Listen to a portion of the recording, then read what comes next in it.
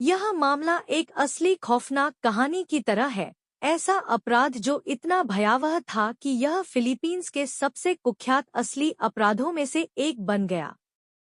तो आराम से बैठ जाइए और तैयार हो जाइए, क्योंकि जो आप जानने वाले हैं वो बहुत ही चौंकाने वाला और डरावना है। 10 दिसंबर 2021 को दोपहर के 2:58 बजे क्रूज मगार्ड, जो 48 वर्षीय एक सार्वजनिक स्कूल शिक्षक थे, मारियानो उनल मेमोरियल हाई स्कूल में काम कर रहे थे और उनका पत्नी इला वहां प्रिंसिपल के रूप में काम करती थी। क्रिसमस की छुट्टियां नजदीक थी और क्रूज स्कूल में मरम्मत का काम कर रहे थे। 2 मिनट बाद क्रूज का फोन बजा। यह एक पड़ोसी का फोन था, जिसने बताया कि उसने उनके घर के पास से गुजरते हुए कुछ अजीब देखा था। घर अंदर से अस्तव्यस्त दिख रहा था, जैसे किसी ने लूटपाट की हो। पड़ोसी ने घर में दाखिल होने की कोशिश नहीं की थी, लेकिन उसने महसूस किया कि क्रूज को यह जानकारी देनी चाहिए। क्रूज घबराए हुए तुरंत अपनी पत्नी को फोन किया, जो उस समय एक व्यापारिक यात्रा पर थी, और उन्हें घर वापस लौटने के लिए कहा। वह तुरंत काम छोड़कर घर की ओर चल पड़े। घर पर उनके बच्चे 18 वर्षीय क्रिसल ग्विन, 16 वर्षीय क्रिसल लुइस बॉय और उनकी हाल ही में गोद ली गई बेटी जानिस सील अकेले थे। हालांकि किसी ने भी कोई बुरा होने की खबर नहीं दी, जिससे क्रूज की चिंता और बढ़ गई। 3:15 बजे क्रूज घर पहुंचे।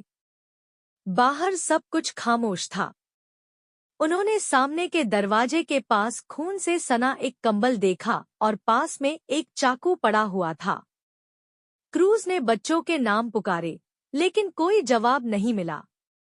वह पीछे के दरवाजे से घर में दाखिल हुए और अंदर की खामोशी ने उन्हें और अधिक परेशान किया। वह घर के अंदर तेजी से चले गए और हर कमरे को आवाज देते हुए देखा। लिविंग रूम में क्रूज ने देखा कि उनकी बेटी ग्विन लहूलुहान पड़ी थी। उसके शरीर पर कई छेड़े के निशान थे और गर्दन पर गंभीर चोटें थीं। क्राइम सीन की तस्वीरों ने इन चोटों की भयावहता को दिखाया, जहां मांस तक फट चुका था और उसके सिर को तौलिए से लपेटा गया था। चींटियां पहले ही उसके शरीर पर इकट्ठी हो चुकी थी। ग्विन के पास ही, मुख्य दरवाजे के पास, क्रूज ने अपने बेटे बॉय को पाया, जिसके हाथ और पैर बंधे हुए थे, मुंह में गाग था और शरीर पर ताजे चाकू के घाव थे।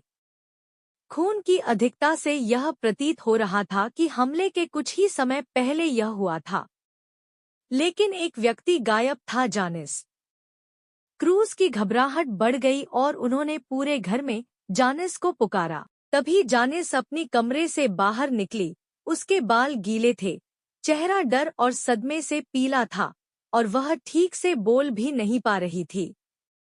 जानिस को देखकर क्रूज ने शांत रहने की कोशिश की और तुरंत पुलिस को कॉल किया। पुलिस के आने से पहले ही, जब उन्होंने घर के अंदर कदम रखा, तो उन्हें एक खौफनाक दृश्य देखने को मिला। खून से सना हुआ फर्श और घर में हिंसा के निशान थे। जानिस कांपते हुए बोली कि वे हमलावरों से हमला किए गए थे।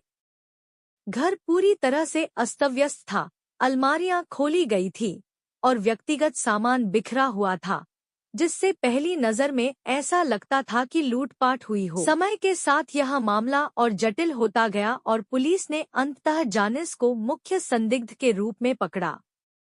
इस कांड की जड़ थी जानिस का गहरा पछतावा और जलन, क्योंकि वह अपनी गोद ली हुई बहन ग्विन और भाई लुइस से उनके माता-पिता का ध्यान खींचने के लिए परेशान थी। जानिस ने खुद को परिवार की इकलौती संतान बनाने के लिए यह घिनौना कदम उठाया था। समाप्ति में यह मामला जितना जटिल था, उतना ही गहरे अवसाद का कारण भी बना, और जांच ने यह साबित कर दिया कि जानिस और उसका दोस्त एस्मेराल्डो दोनों ने मिलकर इस जघन्य अपराध को अंजाम दिया था।